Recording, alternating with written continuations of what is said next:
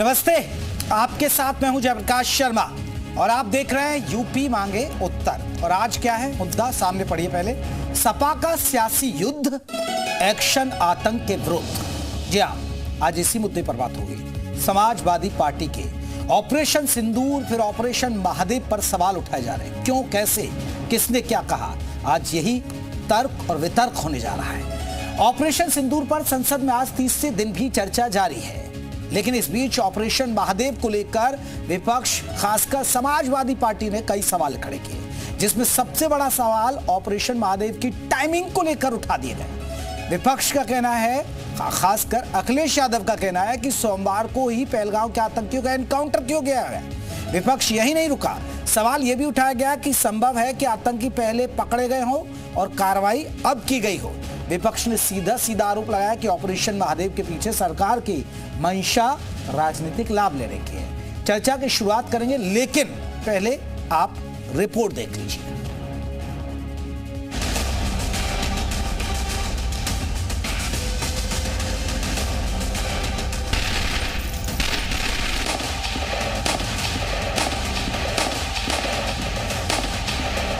आखिरकार एनकाउंटर कल ही क्यों हुआ? मैं हैरान हूं। यहाँ ठहाके लगा के पूछा गया कि आखिर ये कल ही क्यों हुआ।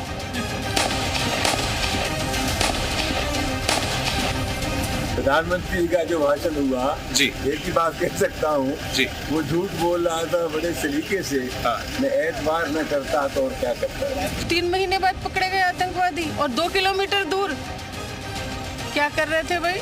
कहाँ ढूंढ रहे थे? उन्हें कहीं रखा हुआ था कि जब ज्यादा दबाव बनेगा, ज्यादा सवाल उठेंगे, तब उनको मार दिया जाएगा।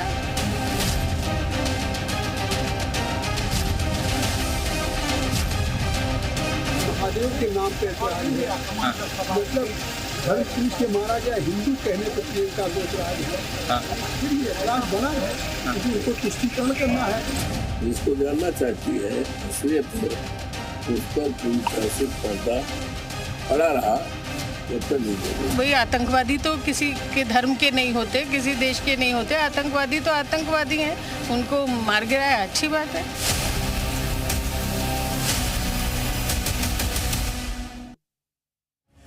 तो चलिए इसी मुद्दे पर आज हम बात करने जा रहे हैं। क्या अब जैसे ऑपरेशन सिंदूर पर सवाल उठाए जा रहे थे, फिर उसके जवाब दिया गया, ऑपरेशन महादेव पर भी सवाल उठाए, और सबसे ज्यादा सवाल किसी और ने नहीं बल्कि समाजवादी पार्टी की तरफ से उठाए गए। हमारे साथ कई खास मेहमान रहेंगे और आपको बता दें कौन कौन वो खास मेहमान रहेंगे, उनका मैं परिचय करा देता हूं एक बार। जो हमारे साथ मेहमान रहेंगे, भुवन भास्कर जोशी जी रहेंगे, समाजवादी पार्टी के प्रवक्ता, वो जुड़ेंगे, चर्चा में शामिल करेंगे। संजय द्विवेदी जी जुड़ गए हमारे साथ, शुभम द्विवेदी के पिता हैं, आपका बहुत बहुत स्वागत है। मेजर जनरल अनुज माथुर है, आपको बता दें रक्षा विशेषज्ञ हैं। अनुज माथुर जी, आपका बहुत बहुत स्वागत है। हमारे साथ आपको बता दें संजय चौधरी जुड़ गए हैं, बीजेपी के प्रवक्ता है। संजय जी, आपका बहुत बहुत स्वागत है। हमारे साथ कांग्रेस के प्रवक्ता भी जुड़ेंगे, कुंवर निषाद जैसे ही जुड़ेंगे, चर्चा में शामिल करेंगे। सबसे पहले शुभम द्विवेदी जी के जो पिता है संजय द्विवेदी जी, मैं उनसे चर्चा की शुरुआत करूंगा। संजय जी, अब आपने देखा ऑपरेशन सिंदूर को लेकर तो बहुत सारे सवाल हुए, सियासत हुई, लेकिन अभी आपने देखा कि ऑपरेशन महादेव के तहत जो आतंकी थे उनको मार गिराया गया, उस पर भी सवाल उठाए जा रहे हैं। क्या यह सही है? बिल्कुल नहीं। इस तरह के जो देश के मामले होते हैं, देश की सुरक्षा के मामले होते हैं, हमारे देश पे 22 अप्रैल को बहुत बड़ा आतंकवादी हमला हुआ था और उसके बाद हमारे देश की सरकार ने ऑपरेशन सिंदूर किया। और अभी 2 दिन पहले, परसों, जो जिस तरह से हमारी सेना के वीर जवानों ने उन आतंकवादियों को उनके अंजाम तक पहुंचाने का काम किया है, उसके लिए हम सेना को बधाई देते हैं। और पूरा देश सेना के साथ है, सरकार के साथ है।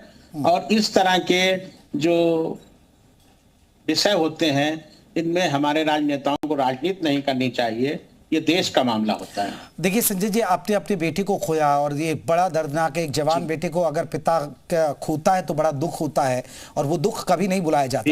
लेकिन संजय जी, आपने देखा ऑपरेशन सिंदूर चलाया सरकार ने, फिर ऑपरेशन महादेव के तहत आतंकियों को मार गिराया। अब आपको नहीं लगता कि हाँ, सरकार की जो कार्रवाई है वो ठीक दिशा में हुई? आप संतुष्ट हैं उससे? जी हाँ, सरकार ने 22 अप्रैल को जो पहलगाम की घटना हुई थी उसके बाद हमारे प्रधानमंत्री जी ने ऑपरेशन सिंदूर के अंतर्गत पाकिस्तान में चल रहे आतंकवाद के अड्डों को नष्ट कराने का काम किया है और उसमें हमारे देश की सेना ने बहुत बहादुरी के साथ उसको अंजाम दिया और आतंकवाद के अड्डों को नष्ट करने का कार्य किया गया। और माननीय प्रधानमंत्री जी ने जब हमसे मुलाकात की थी कानपुर में तो उन्होंने आश्वासन दिया था हमें कि जब तक आतंकवाद का पूर्ण सफाया नहीं हो जाता है तब तक ये ऑपरेशन सिंदूर जारी रहेगा। जी चलिए, हमारे साथ और भी मेहमान हैं, उनको भी मैं चर्चा में जोड़ लेता हूं। हमारे साथ मेजर जनरल अनुज माथुर जी हैं। अनुज जी, जिस तरह विपक्ष एक सवाल उठा रहा है, क्या टाइमिंग पर सवाल उठाए जा सकते हैं मेजर साहब, और वो भी मेजर जनरल साहब ऐसी दिशा में कि भाई नहीं, इनको क्या पकड़ के रखा था, क्या सरकार का आदेश, क्या इतना हस्तक्षेप होता है सरकार का कि भाई आप पकड़ के रखिए जब हम कहेंगे जब मारना? धन्यवाद, आभार जेपी शर्मा साहब जी।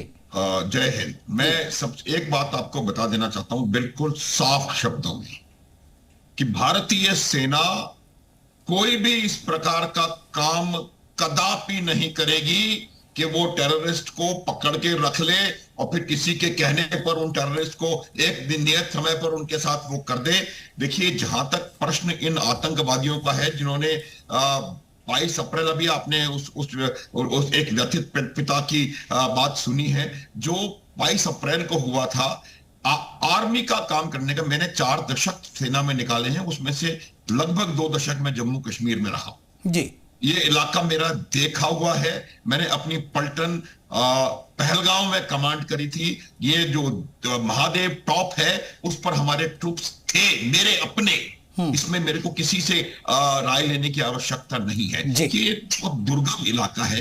देखिए, मैं आपको एक बात बताता हूं कि जब भी कोई हादसा होता है या कोई एक्शन होता है टेररिस्ट की तरफ से या दुश्मनों की तरफ से, कोई भी पलटन उस समय तक उस बात को छोड़ती नहीं है। ये कोई सरकारी काम नहीं है, कोई राजनीति नहीं है, वो पलटन की इज्जत का भी सवाल है। उस समय तक उसको नहीं छोड़ती है जब तक उसको अपने अंजाम पर नहीं पहुंचा देती है। ये मैं आपको पूरी शिद्दत और पूरी उसके साथ बता रहा हूं जेपी शर्मा साहब। ये बिल्कुल किसी कीमत पे ये बात मैं मानने को तैयार नहीं हूं, किसी भी कीमत पे। अब दूसरी बात मैं बताता हूं आपको कि क्या होता है कि जो इलाका जो महादेव टॉप है, जो महादेव रिज है, वो दाचिगाम रिजर्व फॉरेस्ट के अंदर से निकलती है। दाचिगाम रिजर्व फॉरेस्ट एक बहुत जबरदस्त और बहुत ज्यादा घना दुर्दांत इलाका है। टेरेन बहुत डिफिकल्ट है, हाइट्स बहुत ज्यादा हैं, और वहां पर जिस प्रकार से बरसात हो रही है पिछले कुछ हफ्तों से, 1 महीने से, उसमें वहां और ज्यादा परेशानी हो जाती है।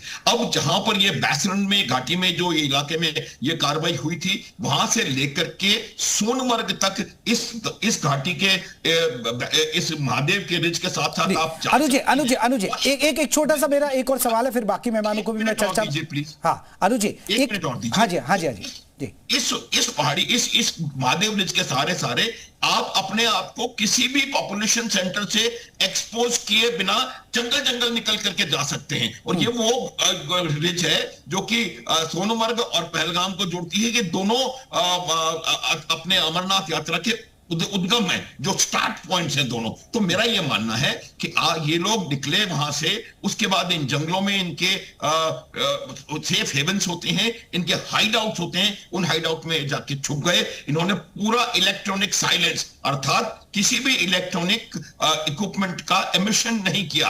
अब इनकी बदकिस्मती थी कि 12 जुलाई को इन्होंने वहां पे एक चाइनीज अल्ट्रा कम्युनिकेशन सेट को खोला। उन पर दबाव इतना था, उनके पास लॉजिस्टिक्स नहीं पहुंच रहे थे, उनकी बैटरियां खत्म हो गई थी, तो वो दबाव में आकर के उन्होंने 1 मिनट के लिए वो खोला। और क्योंकि आर्मी लगातार उनका पीछा कर रही थी, 12 जुलाई को उस सिग्नल को कैप्चर किया गया, जो सैटेलाइट फोन सिग्नल था उसको ट्रेस किया, फिर इनको जीरो डाउन किया, कॉर्डन किया, और जब पूरी तरह से आश्वस्त हो गए कि अब सही समय है इनको स्ट्राइक करने का, समय पर स्ट्राइक किया। बिल्कुल जेपी शर्मा साहब, दोबारा मैं इस बात को रिपीट करना चाहता हूं, इंडियन आर्मी पर इस प्रकार की उंगली ना, बिल्कुल इस प्रकार की नहीं उंगली नहीं उठनी चाहिए। और बिल्कुल अनुज जी, आपने बहुत बारीकी समझा दिया। जो मेरे मन के सवाल थे वो भी आपने बता दिया कि वो क्यों छुपे रहे होंगे, कैसे पकड़ में आए, बहुत सारी बारीक है। चलिए, कुंवर निषाद है हमारे साथ, कांग्रेस प्रवक्ता। कुंवर निषाद साहब, ऑपरेशन सिंदूर पर तो आप सवाल उठा रहे थे, लेकिन ऑपरेशन महादेव पर भी आप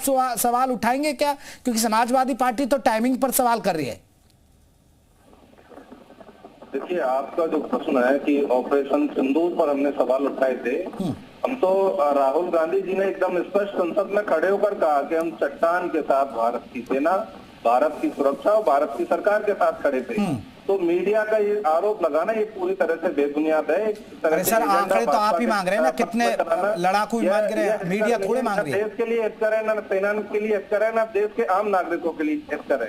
वास्तव में स्थिति है कि 3 महीने बाद आतंकवादियों की जिस प्रकार से सेना ने उनका सरेंडर कराया, उनकी पूरी तरह से उनसे बदला लिया, इसकी तारीफ होनी चाहिए। भारत की सेना का जितना सम्मान किया जाए, भारत की सेना की इतनी तारीफ की जाए, उतनी ही कम है। और यही बातें जो मैं आपके सामने या टीवी पर बैठ के बोल रहा हूँ, यही बातें, यही शब्द आदरणीय अखिलेश यादव जी ने संसद में खड़े होकर कहे। तो अखिलेश यादव जी ने गलत क्या कहा? गलत तो करती है भारत की सरकार, भारत के। अरे अखिलेश यादव पूछ रहे हैं कि भाई टाइमिंग पर सवाल पूछ रहे हैं वो तो। ऑपरेशन सिंदूर करने वाली भाजपा की सरकार, चाहे को जरूरत पड़ी भाई, 22 लोगों की हमारी, 26 लोगों की हत्या हो जाती है 22 अप्रैल को, तो यह सरकार की नाकामी थी कि किसी और की नाकामी थी? या पाकिस्तान की पूरी तरह से बढ़ती है, आतंकवादियों की बढ़ती? सरकार को इस पर जवाब देना चाहिए। लेकिन सरकार अपने, अरे सरकार ने तो आपको चुन चुन के जवाब दिया। ठीक है, मैं जल्दी से एक रिएक्शन, फिर मैं बीजेपी से रुक करूंगा। अब मेरे साथ भुवन भास्कर जोशी जी जुड़ गए। जोशी साहब, ऑपरेशन सिंदूर पे आपके सवाल, अब ऑपरेशन महादेव पर भी सवाल, अब तमाम तरह के सवाल पूछे जा रहे हैं। और देखिए, हमारे साथ मेजर जनरल अनुज माथुर हैं, उन्होंने एक बारीकी से पूरी चीजें बताई। हो सकता है आप देरी से जुड़े, क्योंकि वहां वो पोस्टेड रह चुके हैं कि कैसे होता ऑपरेशन, कैसे अंजाम दिया गया, कैसे वो पकड़े गए, पूरी बात बताई। लेकिन आप लोगों को क्यों सवाल होता है, क्यों शक करते हैं, क्यों टाइमिंग पर आपने सवाल उठा दिए इस पर? जी भाई, ऑडियो उठाइएगा जरा। जोशी जी, आपने आवाज, अपने ऑडियो अनम्यूट किया हुआ, आप करिएगा जी, रखिएगा। आवाज आ रही है? हाँ जी, आवाज आ रही है, लेकिन हाँ जी, रखिए अपनी बात। हेलो, आवाज आ रही है? आवाज आ रही है? हाँ जी, हाँ जी, हाँ जी, हाँ जी, हाँ जी, रखिए अपनी बात। मैं कह रहा हूं, ऑपरेशन सिंदूर पर जो समर्थन समाजवादी पार्टी के नेता माननीय अखिलेश यादव जी ने दिया, उसका परिणाम ये रहा कि हमने सबसे पहले बोलने का काम करा कि समाजवादी पार्टी भारत सरकार के साथ खड़ी है। हम लोग चाहते थे कि जो भारत की जो जनता है, हमारे जो सैलानी है, उनकी जो हत्या हुई है उसका बदला लिया जाए। अब सरकार, हम आप कह रहे हैं कि महादेव पर हमने प्रश्न पूछा, हमने महादेव पर कोई प्रश्न नहीं पूछा, क्योंकि समाजवादी पार्टी के ने क्या सैनिकों के लेकर देश को बताने की आवश्यकता। अरे सर, अखिलेश यादव ने टाइमिंग पर सवाल पूछे, मैं उसी विषय पे आ रहा हूँ, मेरे को बोलने दीजिएगा। रुचिवीरा कह रही है जी कि क्या 2 किलोमीटर में, क्या वो इतने दिन से 2 किलोमीटर में ही पकड़े गए? हाँ। देश के आपके चैनल में बताना चाहता हूं, जो हमारे वीर सैनिक हैं, उनके जो शहीदों के जो शव आज घर पर आ पा रहे हैं। अरे सर, वो उपलब्धि पता है, ठीक है आपकी, अब बताइए ना। ये छुपाइए मत देश से। अरे ये तो सबको पता भाई, पार्टी का गुणगान मत छुपाइए देश से। अरे ये तो पता है। चलिए 2 मिनट आप इसी पे बोल लीजिए, फिर बोलने दीजिए हम लोगों को। नहीं, बोलिए बोलिए बोलिए। ये भारतीय जनता पार्टी की वजह से नहीं आ रहे, ये समाजवादी पार्टी के नेता माननीय मुलायम सिंह जी रक्षा मंत्री थे, उनकी वजह से उनके शव घर पर आ रहे हैं। ये व्यवस्था देने वाली पार्टी से आज उसी सेना की कार्रवाई पर आप सवाल उठाते क्यों? उस पार्टी के पर आप शक कर रहे हैं, उस पार्टी से प्रश्न कर रहे हैं जिनके नेता माननीय अखिलेश यादव सैनिक स्कूल में पढ़े हैं, जिनकी नेता डिंपल यादव जी सैनिक परिवार से आती है, उनके पिता उनकी बहनें सैनिक। अरे जोशी जी, मैं थोड़े सवाल कर रहा हूँ, सदन में वो चर्चा कर रहे हैं ना, सवाल वो पूछ रहे हैं, मैं थोड़े पूछ रहा हूँ भाई। 5 में से 3 आतंकवादी मारे गए, तो 2 आतंकवादी कहां छुपे बटे? बताए सरकार, और सरकार की भारतीय जनता पार्टी की आप वाहवाही करेंगे, जिन्होंने कहा था कि धारा 370 के बाद वो आतंकवाद का वहां पर। चले, मैं जवाब ले लेता हूं, संजय द्विवेदी जी, आपके पास भी आऊंगा मैं। एक रिएक्शन, क्योंकि बीजेपी से सवाल है। अब संजय जी देखिए, सवाल हमने तो नहीं पूछे, सदन में अखिलेश यादव टाइमिंग पर पूछ रहे, रुचि वीरा उनकी सांसद है वो सवाल पूछ रही है, तो ये हमसे क्यों पूछ रहे भाई? हम कौन सा छुपा रहे? जवाब सवाल आप पूछ रहे हैं सेना की, ठीक है आपने किया, लेकिन उसी सैनिकों पर सवाल उठा रहे, उसी सेना की कार्रवाई पर सवाल उठा रहे। होता है तो ऐसी ही बात की जाती है। देखिए, ये बात करने वाले भूल जाते हैं कि रावण तो ब्राह्मण था, लेकिन रावण के अगर काम गलत थे तो उसका विरोध किया जाएगा। कोई सैनिक स्कूल में पढ़ ले इसलिए उसको ये अधिकार नहीं मिल जाता कि वो भारत की सेना पर प्रश्नवाचक चिन्ह लगाने की देश की संसद के अंदर स्थिति में आ जाए। आज अखिलेश यादव जी ने ये प्रश्न कल उठाकर कि ये एनकाउंटर इसी समय क्यों हुआ, भारत की सेना पर, भारत के सुरक्षा बल पर प्रश्न चिन्ह लगाया है, उनकी कर्तव्य निष्ठा पर प्रश्नवाचक चिन्ह लगाया है। और मुझे लगता है कि ये समाजवादी पार्टी की रीति और नीति है। देखिए, यही राजनीतिक दल है जो आतंकवादियों को छोड़ देता है। जब आतंकवादी पर केस होता है तो वो कहते हैं कि इस पर केस नहीं चलना चाहिए, और फिर वो मामला सुप्रीम कोर्ट में जाता है और सुप्रीम कोर्ट उसको विड्रॉ करते हैं, और फिर वही आतंकी जोशी जी सुन लीजिए उम्र कैद होती है। देखिए, समाजवादी पार्टी आतंक के समर्थन का हर मौका जो आतंक के समर्थन का हो सकता है उसमें आतंक के साथ खड़ी होती है। और ये कोई नई बात नहीं है, ये समाजवादी पार्टी का बरसों से रचा रचाया स्वांग है। और इसीलिए जब भी आतंकवादी पकड़े जाएंगे, अपराधी पकड़े जाएंगे, बताइए देश को आप कहां से आने का काम हुआ? आप देश के लोग सवालों से भागना चाहेंगे? भारतीय जनता पार्टी को समाजवादी पार्टी के समर्थक राजनीतिक दल है जो समय समय पर अपना असली रूप दिखाते हैं। भारत की सेना ने जो काम किया है वो बहुत बड़ा काम किया है, और मुझे लगता है कि क्योंकि भारत की सेना मजबूत है। जोशी जी उनकी बात तो सुन लीजिए ना। जोशी जी पुलवामा हो गया आपके। अरे जोशी जी आप मुझे बताइए, आप टाइमिंग पर क्यों सवाल उठा रहे? आतंकी पहले कहते हैं आतंकियों को पकड़ो, वो आतंकी नहीं पकड़े गए, उनको मार गिराया, तो आप टाइमिंग पे सवाल उठा रहे। आप लोग एंकरिंग करेंगे, इनके शासनकाल में गृह मंत्रालय फेल हो गया, इंटेलिजेंस फेल हो गया, इन्हें शर्म नहीं आती। इन्होंने कहा कि 370 के बाद आतंकवादी घटना हमेशा के लिए खत्म हो जाएगी। अरे इनको 300 किलो आरडीएक्स का हिसाब देना पड़ेगा। कहां से वो आरडीएक्स आया था, कहां से वो आरडीएक्स चला गया, देश जानना चाहता है। बेगुनाहों के बम्बई ब्लास्ट याद है ना आपको? हम लोग बम्बई ब्लास्ट याद है? बम्बई ब्लास्ट में आतंकी हमला करने वाले लोग इस देश से चले गए और आज तक आप नहीं पकड़ पाए हैं। सरकार जिनका रक्षा जो आतंकियों को देश से बाहर जाने दे, जो आतंकियों के मुकदमे वापस ले, जो आतंकियों के साथ खड़े हो जाए, ऐसे राजनीतिक दल को तो मुझे लगता है कि शर्मसार हो जाना चाहिए और संसद में सैनिकों के सामने आत्महत्या कर लेनी चाहिए ऐसे राजनीतिक दल को जो आतंकवादियों के साथ खड़े हो जाते हैं। पकड़ा गया इनका इतिहास। ठीक है जोशी जी रुके, संजय जी रुके। संजय द्विवेदी जी कुछ कहना चाह रहे। संजय जी आपका रुख करना चाहूंगा, फिर मैं मेजर जनरल अनुज माथुर का रुख करना चाहूंगा। जी संजय जी। है और जैसा कि समाजवादी पार्टी के प्रवक्ता बोल रहे हैं, उनके जो नेता हैं अखिलेश यादव जी से, मैं उत्तर प्रदेश कानपुर से हूं, शहीद शुभम द्विवेदी का पिता। जब पत्रकारों ने उनसे पूछा कि उत्तर प्रदेश के मुख्यमंत्री जी शुभम द्विवेदी के घर गए हैं, आप क्यों नहीं गए, तो उनका जवाब क्या था? कितना संवेदनहीन जवाब था कि शुभम द्विवेदी के परिवार को मैं नहीं जानता हूं। ये था उनका जवाब। जोशी जी अब है जवाब, प्रश्न पूछेंगे। हाँ। ये भारतीय जनता पार्टी। अरे जोशी जी उसका जवाब दीजिए ना, जो उसके पिता पूछे जा रही है। अरे शुभम द्विवेदी का पिता जो पूछे उसका जवाब दीजिए ना। मारे गए इनसे प्रश्न मत पूछिए। नहीं जोशी जी उसका जवाब दीजिए ना। राष्ट्रीय चिल्लाइए नहीं, मर्यादा में बात करिए, शिष्टाचार से बात करिए। आप एक शहीद के पिता से बात कर रहे हैं, आप एक शहीद के पिता से बात कर रहे हैं, सम्मान से बात करिए। सड़क से लेकर सदन तक इनको देश की 140। अरे ठीक है जोशी जी क्यों कहा? चलिए, अरे आप महान, आप बहुत अच्छा विपक्ष की भूमिका निभा रहे हैं। जोशी जी अरे जोशी जी अपनी गलती पर चिल्लाइए मत अब इतना ज्यादा ना। अब इतना सा बता दीजिए, संजय द्विवेदी जी शुभम द्विवेदी के पिता है, जो पहलगाम आतंकी हमले में उनके बेटा, उन्होंने अपना बेटा खोया। वो पूछे अखिलेश यादव तो जानते ही नहीं, क्यों नहीं भाई? वो भविष्य के आपके मुख्यमंत्री बनाने की तैयारी कर रहे हैं अखिलेश यादव को आप, तो वो जानते ही नहीं है, कानपुर के आदमी को नहीं जानते। बताइए ना, जवाब दीजिए। देखिए, आज जिस पे आपने बहस चलाने का काम बस जिस पर बहस चलाने, अब वो पूछ रहे हैं तो सवाल आप कर रहे हैं।